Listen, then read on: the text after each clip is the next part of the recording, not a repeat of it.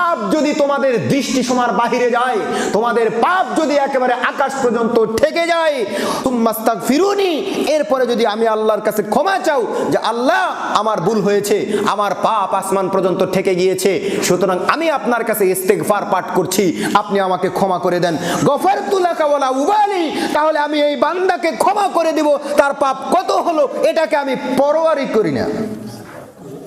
সে কত পাপ করেছে এটা আমার দেখার বিষয়ই নয়, বান্দা আমার কাছে ক্ষমা চেয়েছে, আমি বান্দাকে সব পাপ ক্ষমা করে দিয়েছি।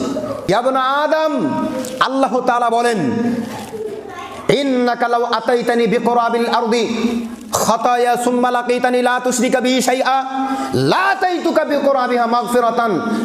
হে আদম সন্তান, যেই পাপ আসমান এবং জমিন ভরপুর হয়ে গেছে, আসমান এবং জমিনের কোনো জায়গায় ফাঁকা নেই, সব জায়গায় তোমাদের পাপ এত বেড়ে গিয়েছে যে পাপের কারণে আসমান এবং জমিন সব ভরপুর হয়ে গেছে, কিন্তু তার মধ্যে একটা পাপ নাই যার নাম শিরিক। তাহলে যত তোমাদের পাপ হয়েছে এর চাইতে বেশি ক্ষমা এবং মাগফিরাত নিয়ে আমি উপস্থিত হয়ে তোমাদের সব পাপকে ক্ষমা করে দেব, কিন্তু শর্ত হলো শিরিক থাকা যাবে না। এই জন্য আমরা শিরিক নিয়ে কেন এত আলোচনা করি, এই জন্য আমরা শিরিক নিয়ে এত বেশি আলোচনা করি।